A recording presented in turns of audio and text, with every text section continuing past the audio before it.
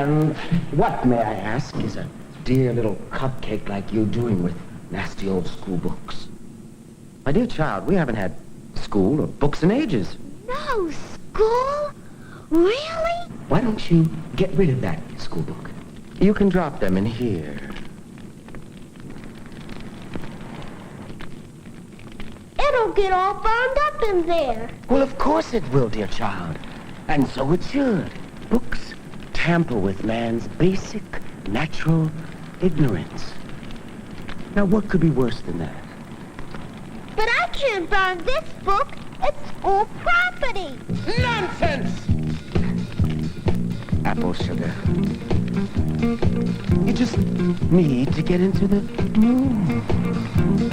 Books are not where it's at, teaching you how to spell cat. I know you'd rather play, so why don't you throw all your books away? Books are made for burning, the fire is already yearning to put an end to any learning. 1, 3, 5, 9, throw 'em in the fire's fine. Put the books in the fire, see the flames growing higher. Burning books is our heart's desire.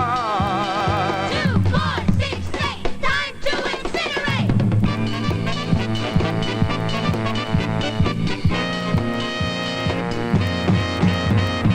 Books will not make you wise, and reading's bad for your eyes. I am sure you agree, so why don't you give all your books to me? Books are made for burning, fire is already yearning to put an end to any learning. This one here is very good about a man named Robin Hood. Put the books in the fire, see the flames growing higher. Burning books is our heart's desire. Though I never liked Tom Sawyer, I won't be a book destroyer.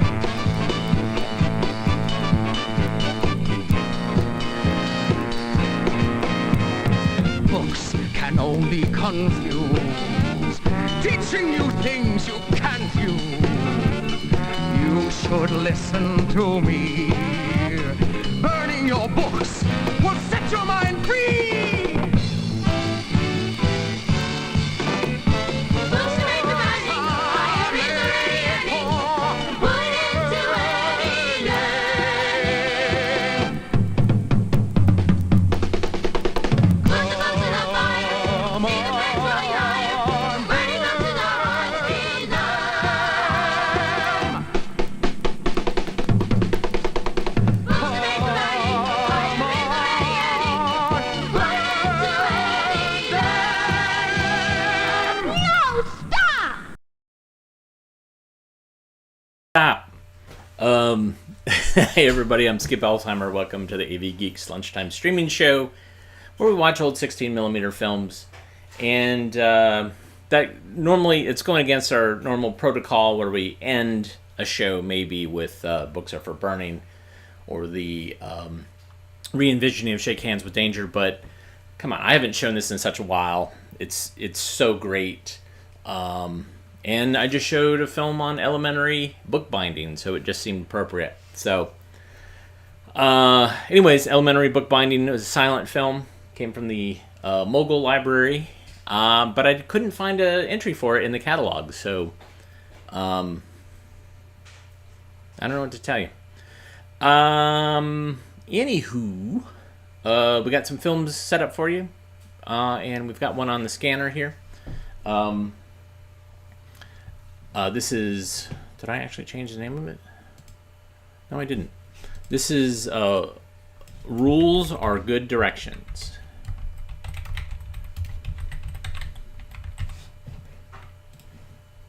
Enjoy.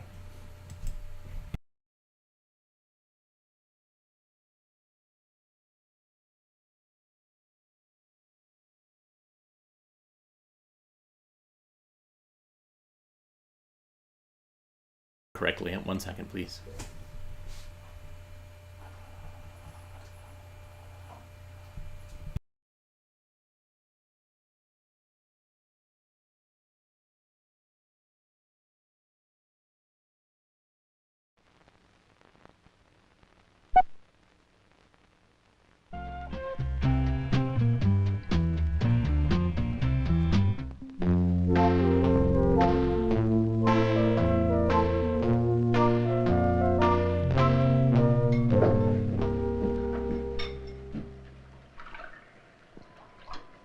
Now eat all your breakfast, and don't forget your vitamins.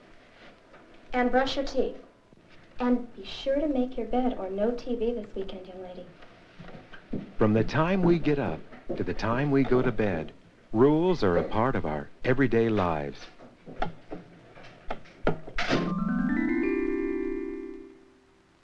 Did you leave a number where I could reach you? Right there, Dad. Be home at 6 o'clock sharp. You know the rules about dinner. And take your sweater. I don't want you catching cold.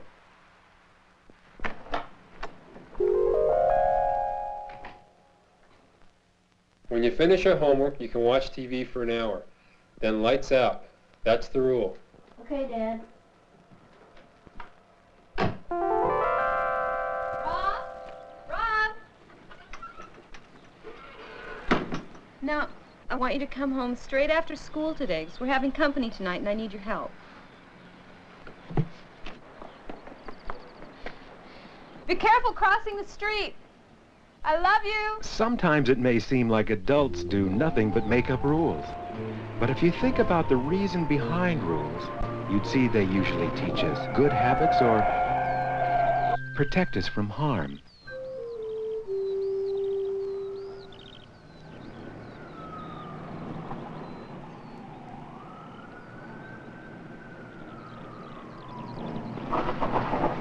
Boy, you almost got it.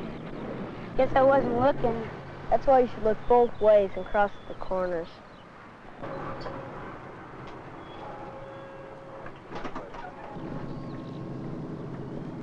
Okay, take it easy. No pushing.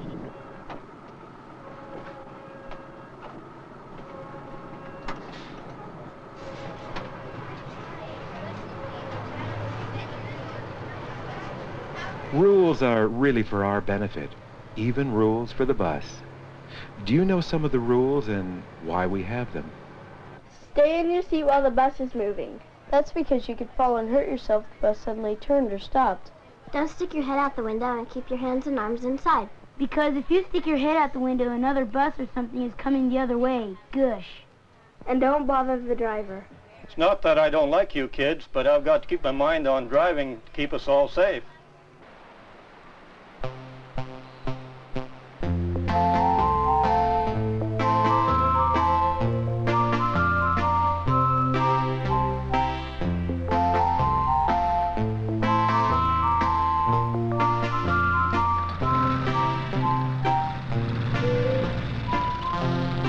Someone didn't obey the traffic rule. It's a law that cars must stop while a school bus is loading or unloading. But sometimes people break the law by not stopping for a school bus. That's why it's important to be careful and to look both ways, even if you're following the rules.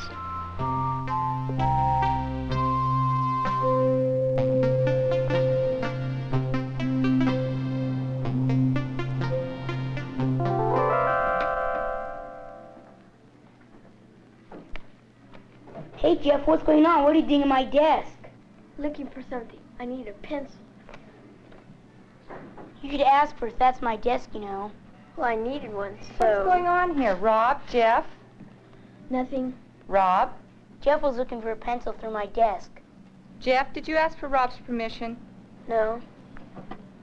What is the rule about respecting others' property? Not to take things without asking first. How would you like it if Rob went to your house and went through your things without asking permission? I guess I wouldn't like it. That's the point. Rules are made for everyone, not just one person. Okay, Jeff? Okay. Rules are made for everyone. They're meant to be fair to all and really help us get along better with each other. We've been studying about Magellan all week. Can anybody tell me what he did? Mary? In 1519, Magellan sailed past South America and into the Pacific Ocean. They finally discovered the Philippine Islands after sailing George? for 98 days. Wait until it's your turn. You'll get your chance. Mary? That's what I was going to say. Every class has rules, like the rule of raising your hand if you want to speak, and then waiting your turn.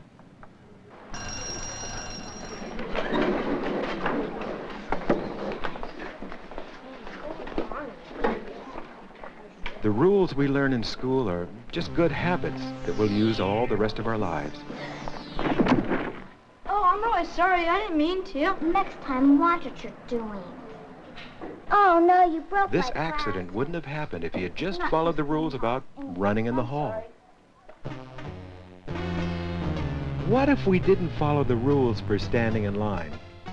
There'd be chaos at the drinking fountain, and someone wouldn't get a turn. And can you imagine what would happen if we did whatever we wanted to when we were playing games? Everything would be crazy.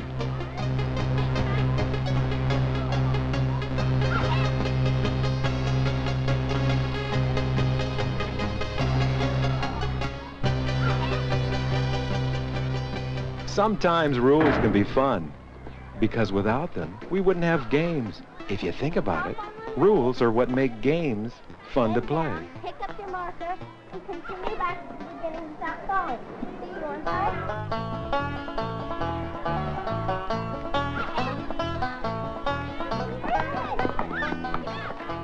It's out, our ball.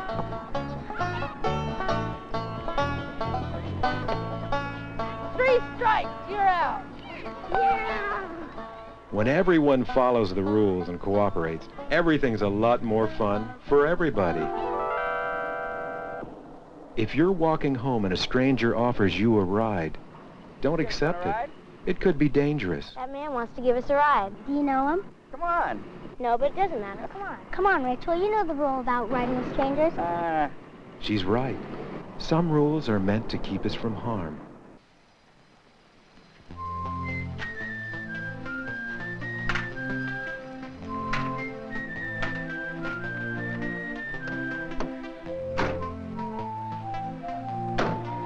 A lot of people like to go to the park to have a good time, to enjoy a swim, to play games or have an outdoor barbecue. Even here there are rules for everyone. Rules that really help us enjoy our day at the park.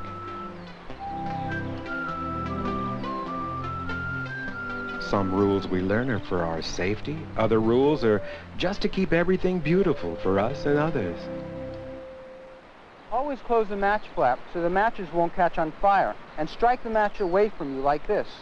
Why away from yourself? In case little pieces of the burning match fly off, they won't land on you and you won't get burned. That seems like a pretty good rule. Matches can be dangerous. You've got to be careful with them. When you ask about a rule, you'll find there's usually a good reason behind it.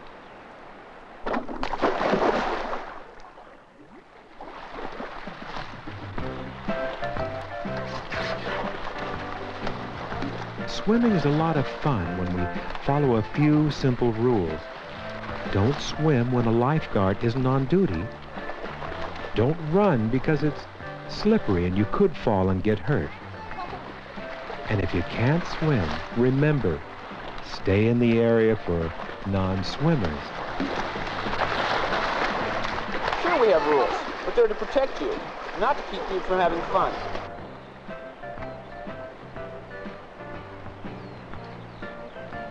Can you imagine what things would look like if people didn't follow the simple rule of don't litter?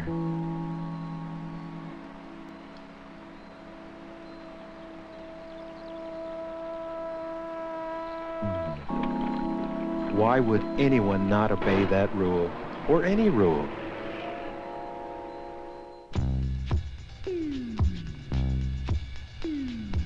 People have always lived by rules. Most people try to follow them.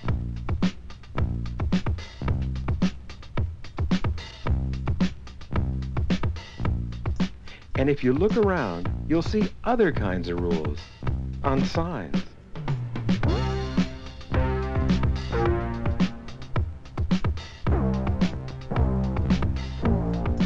Some signs warn us of danger.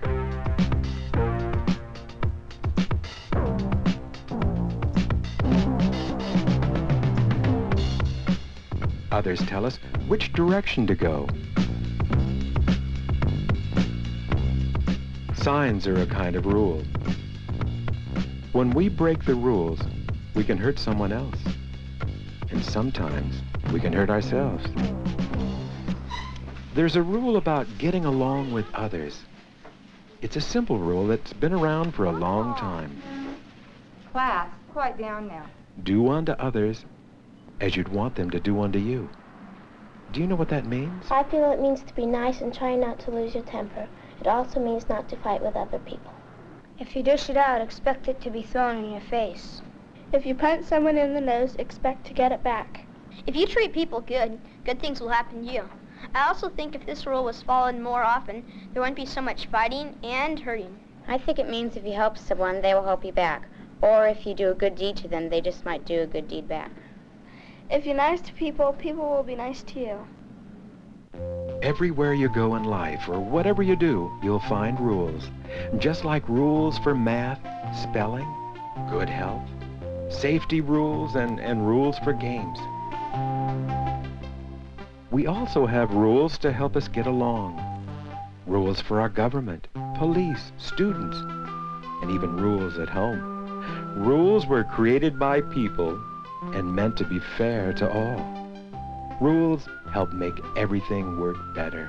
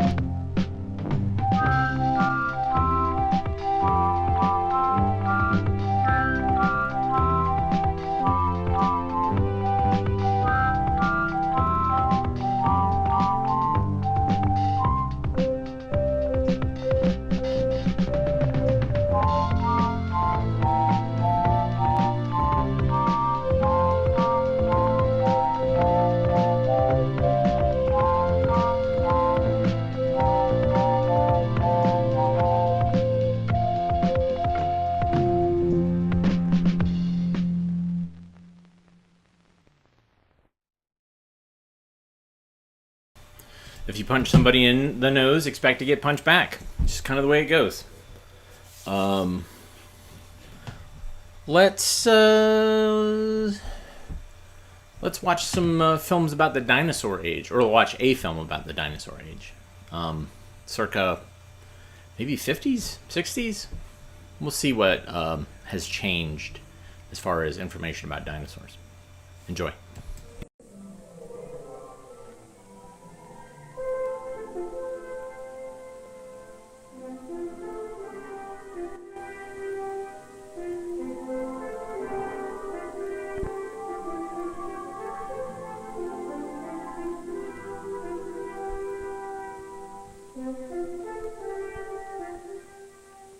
This is a model of a dinosaur.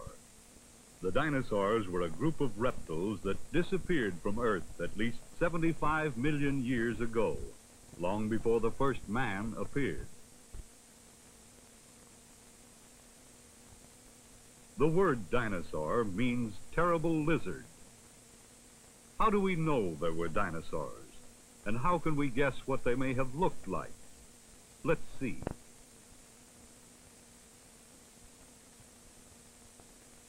These paleontologists have come from a museum to look for the fossil bones of ancient reptiles. A paleontologist is a scientist who studies fossils. Fossils are the remains of plants and animals of past ages.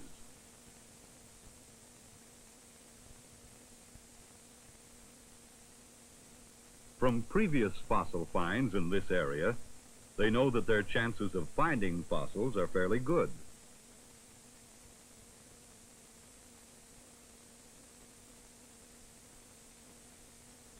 They've found something, some fossil bones embedded in rock.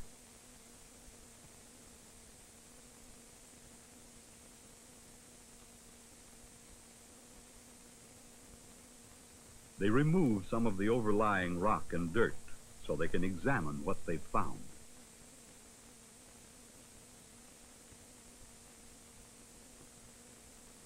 They decide that their find is important enough to take back to the museum laboratory.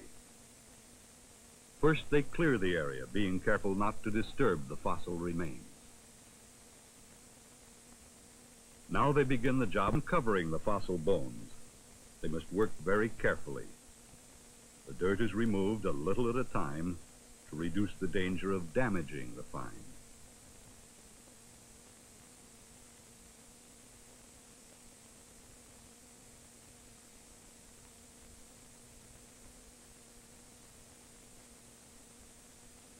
Soon they are able to identify their find.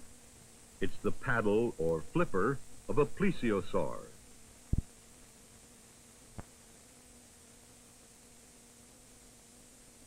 A plesiosaur was a large water-living reptile, or sea serpent, closely related to the dinosaurs. From the age of the rock in which it was found, they know that this plesiosaur lived perhaps 100 million years ago. When one side of the paddle has been cleared of dirt and rock, the other side must be cut away so that the entire rock slab, with the bones in place, can be lifted out. The slab will be covered with a plaster cast so the bones can be moved without crumbling or breaking them. First, pieces of wet newspaper are used to cover the bones in order to protect them from the plaster.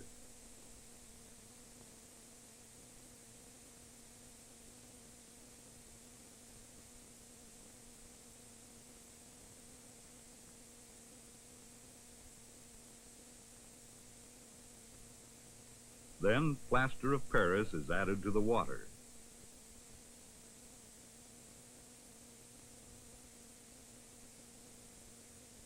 Pieces of burlap are soaked in the plaster of Paris.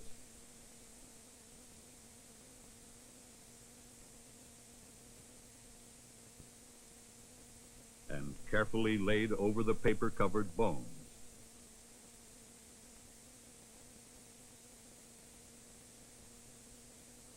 The plaster-soaked burlap will harden to make a strong cast. When both sides have been covered with plaster, a stick is placed along the length of the cast to prevent its breaking.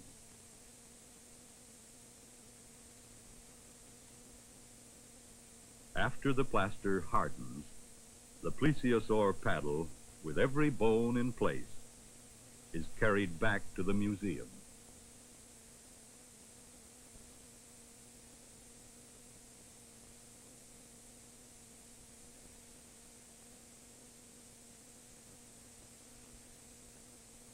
At the museum, the paleontologists work in their laboratory on the job of preparing the fossil materials for study or exhibition.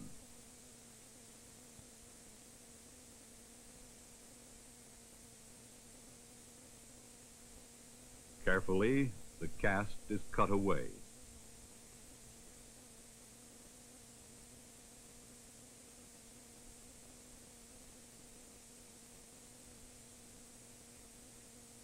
Great skill and patience are needed.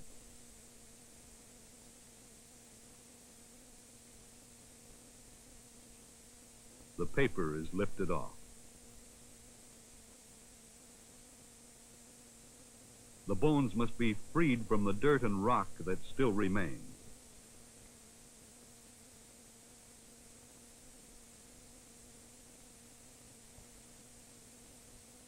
When the bones are clean enough, a daub of paint is placed on each one.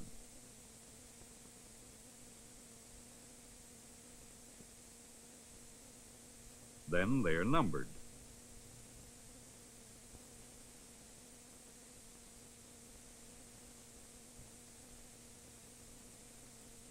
The paint on the numbers will make it easier for the paleontologist to put the bones together in their proper order after they are lifted from the plaster cast.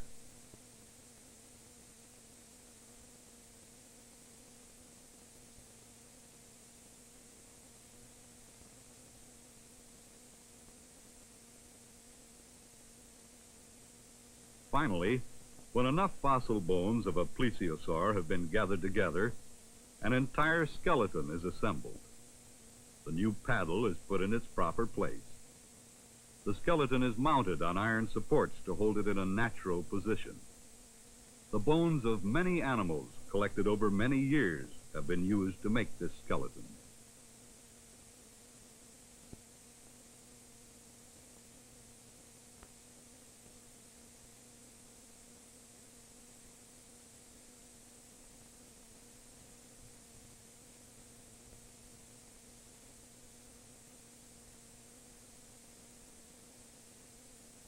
The shape of the bones and the position in which they may have been found helped the paleontologist in his job.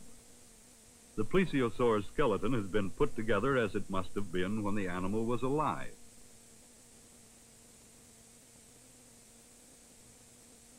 Sometimes the museum may decide that a model of the animal is needed. A specially trained artist is called in.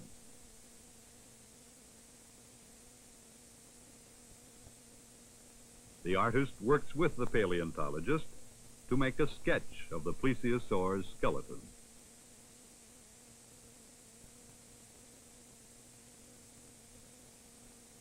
From his sketch, he makes a detailed and accurate drawing of the animal as it may have looked.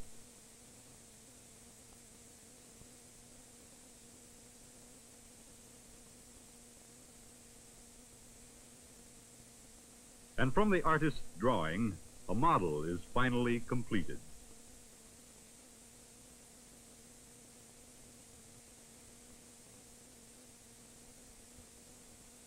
In the same way, models of other long-dead animals, like this Brontosaurus, are made.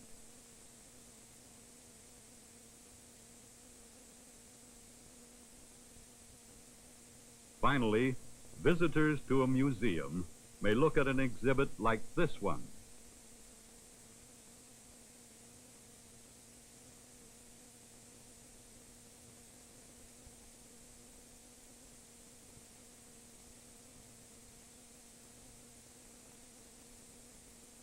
This Brontosaurus was a dinosaur, probably the largest of all dinosaurs.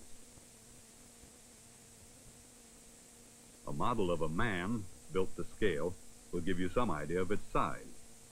No men, of course, lived when the dinosaurs were alive. Brontosaurus was a plant eater.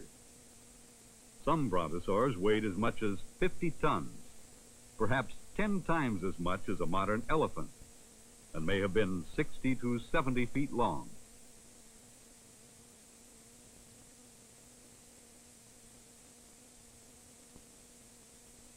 The name Brontosaurus means thunder lizard.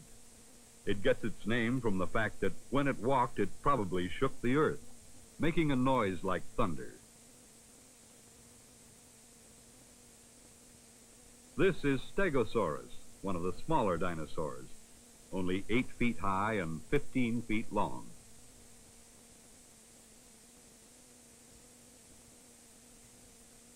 Again, the model man will give you an idea of its size.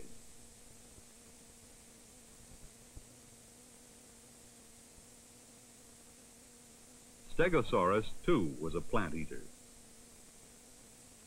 And the strange armor along its back was probably part of its defense against attack by the larger, more powerful flesh-eating dinosaurs. Its spiked tail could have been a handy weapon, too.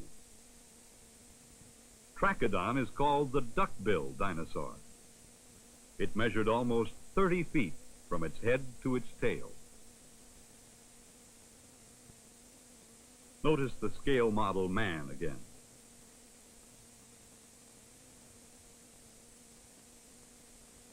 Trachodon walked upright. It lived in the rivers and swamps of North America, feeding upon water plants. The peculiar shape of its mouth gives it the name duckbill.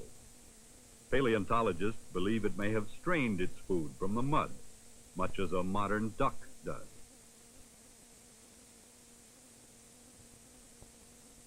This is Tyrannosaurus. The scale model man shows you its great size.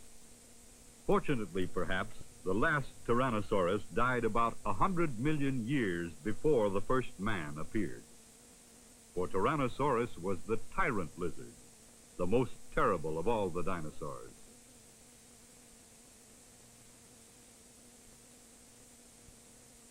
Its skull measured more than 4 feet in length. Its sharp, pointed 6-inch teeth prove it was a meat eater.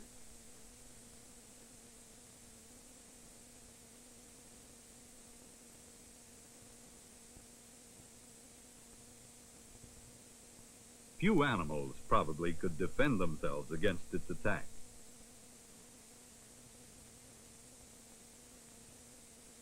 The fossil bones of dinosaurs and other giant reptiles have been found on every continent. From fossils like these, we know that dinosaurs ruled the earth for over 100 million years, only to disappear completely. No one really knows why. The dinosaurs and the other giant reptiles are gone. But today, paleontologists and other scientists are continually searching for fossils in order to better understand the record of life on Earth.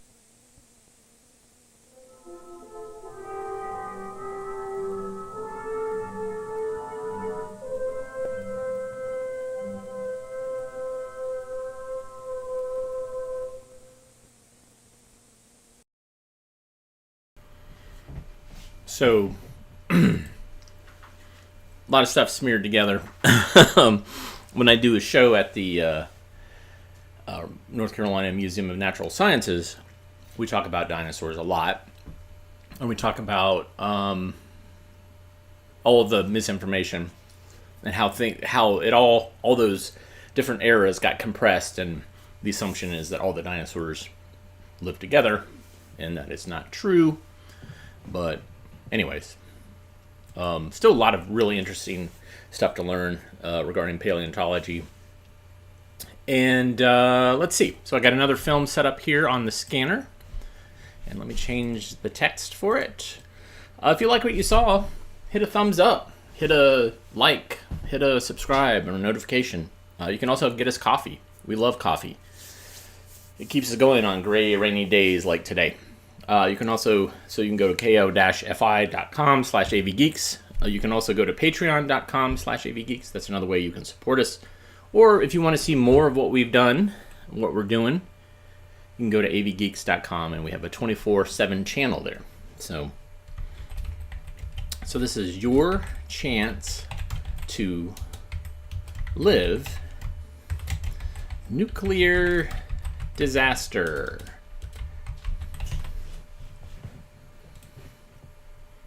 Enjoy.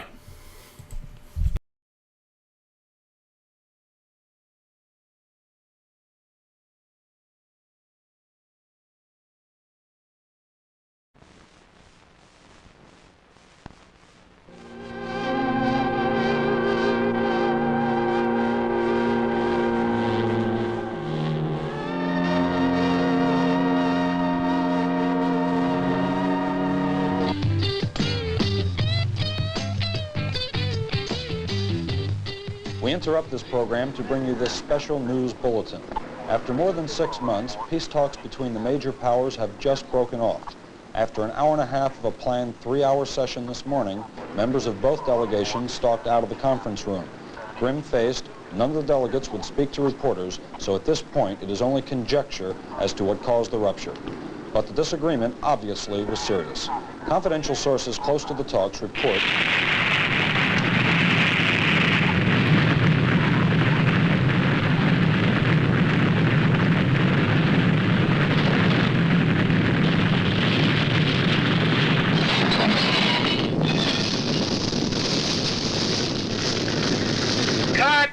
Cut. Save the lights. People, come over here. Come over here. Okay, look. Fine. That was very good. We heard the radio report, and everybody was very nonchalant about that. We've heard that same report 1,000 times. Nobody's going to bomb us. There's nothing going to go on, and everybody was very natural. But look, when the bomb goes off, it's the real thing. You'll feel the heat, you'll hear the noise eventually, it'll be absolutely incredible. Larry, Don't eat your donut. You've never seen anything in your life like it.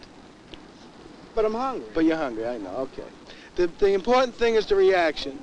There's a horrible, horrible disaster, and somehow or another we're going to have to portray it in your faces, folks. The first day on the set, the moment of truth, so to speak, when the director and writer and producer finally gets a chance to see their ideas translated into the film medium. Okay. Okay, very good. Okay. Most often, however, the start of a new production provides these unexpected moments of sheer frustration. Hold it. Cut. Try it again. Ed, change your aim. Congratulations, you finally made it. Okay, okay, very good now. Allison, not too soon. Okay, now. Grab it.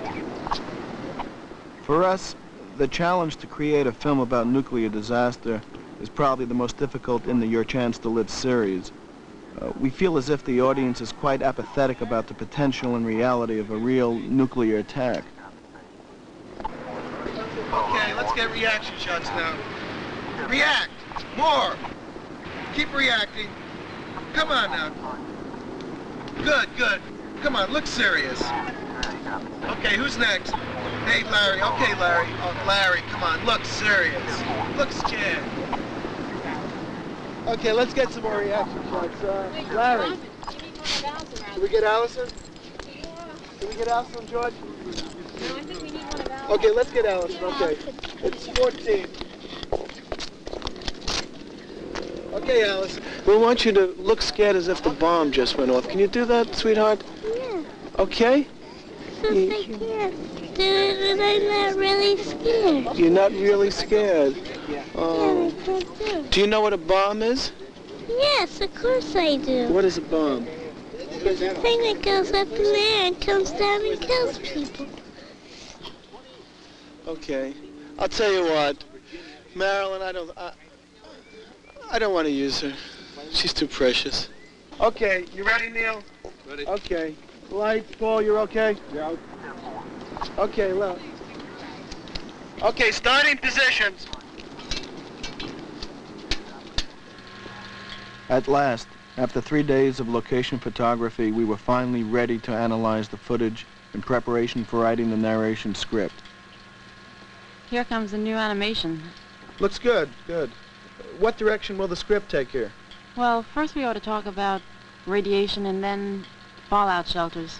Yeah, good. That should fall about here. And here we'll talk about how to stock a fallout shelter, I assume. Yeah, we'll pick that point up right about here. Yeah, I think we should pick it up right about here. It'd be much better. Looks nice. What follows will be the sequence dealing with supplying the shelter with basic necessities, I assume. Right, we'll pick that up here. Good. Speed it up, Elsa, will you please? Let's hear the audio track with the sirens, please.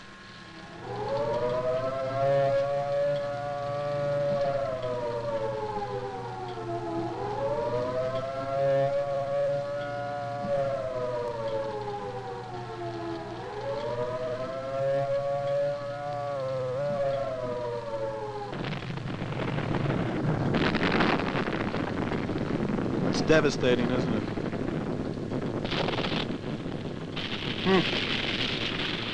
Well, let's see what happens when Peter Thomas gets his hands on the narration. He'll make it sing. Okay, Peter, let's take that section again. Let's take it from the top. Same emotion. It's pretty good.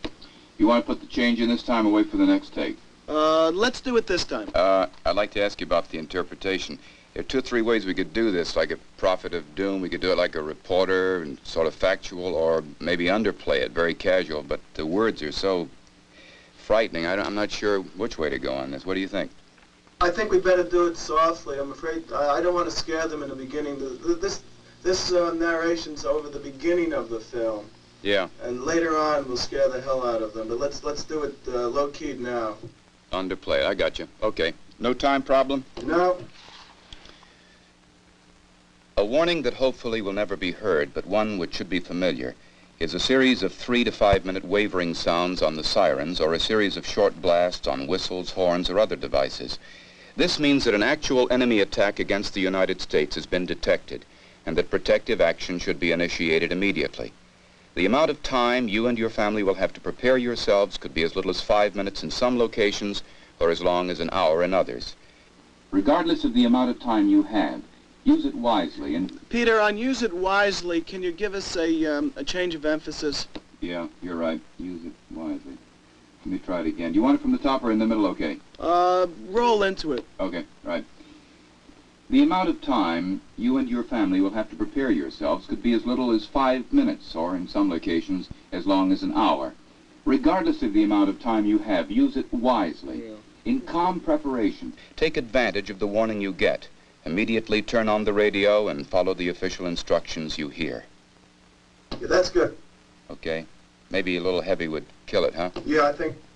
Let's go on to the next section, and here it gets a little heavier. We're trying to emphasize the magnitude of the blast and whatnot. Yeah, and there again, you know, you could scare people with all the horrible details. What do you think? Would you still underplay it? Yeah, Marilyn? I think so. Yeah. Yeah, it's hard to really underplay because the words are so strong, you know, and, well, let's give it a whirl and see what we can come up with. The picture here, I know you haven't seen it, you're doing it wild. The picture will show mushrooms, and will show devastation, and as opposed to all of the other films we've been doing, the devastation here is quite frightening. Mm-hmm. So sort of counterpointed by, yeah, if we are heavy and the picture is heavy, then it'll be just doomsday, right?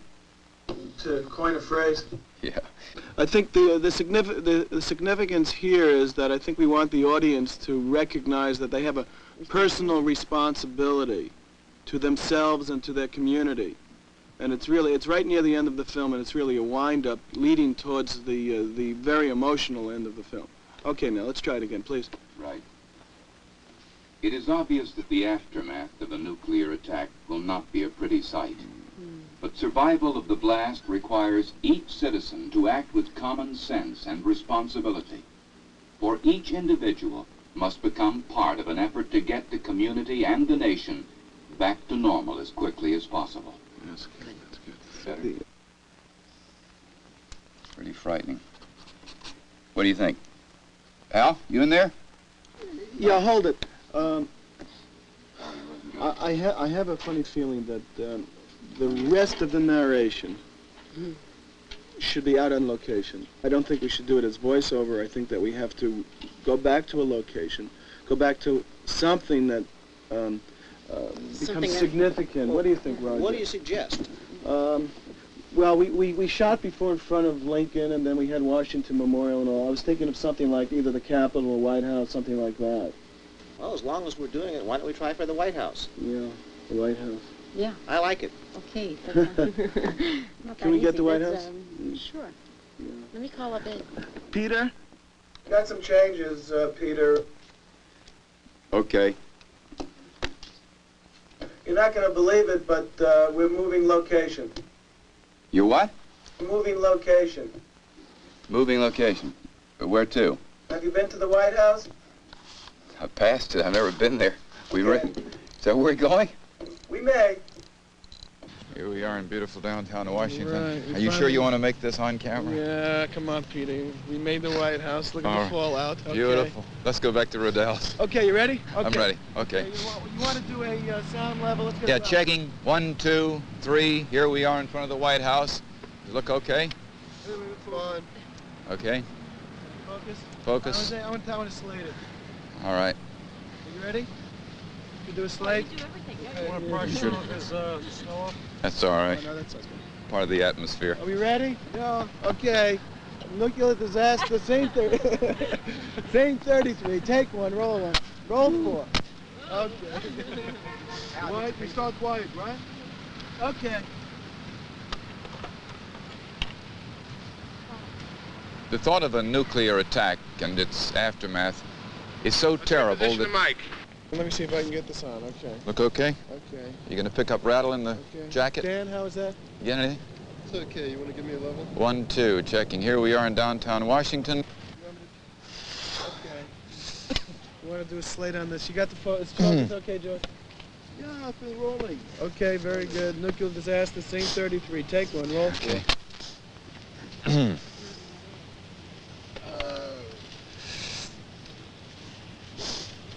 Okay, All right, we're ready?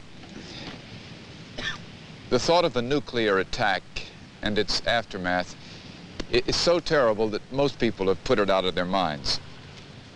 But not thinking about it and not really thinking seriously about it, it will not make a danger disappear. It only makes, well, preparation impossible. And this can be fatal. For preparation, which of course can save your life, can only be done in advance of an emergency situation. Hoping to really prepare when something unexpected occurs is futile because can we stop? Let's try it again. Let's wait, let's sing Let's wait stop. until it stops, okay? Okay. Yeah. Some luck. Oh, we can always shout over it. Yeah, oh, well, that's... But not thinking... What do you think?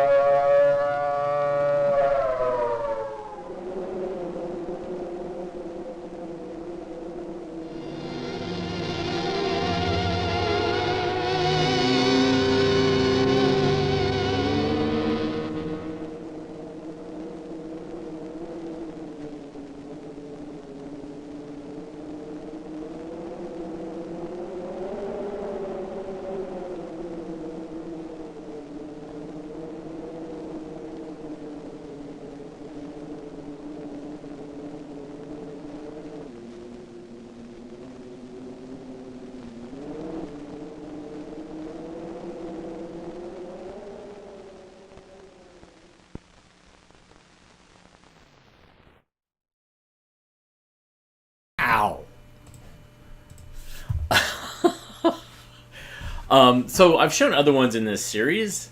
Your Chance to Live, regarding floods, tornadoes, hurricanes. The one on pollution is nuts. But this one is even more nuts. Plus it features Peter Thomas. Like, in the flesh. It's awesome.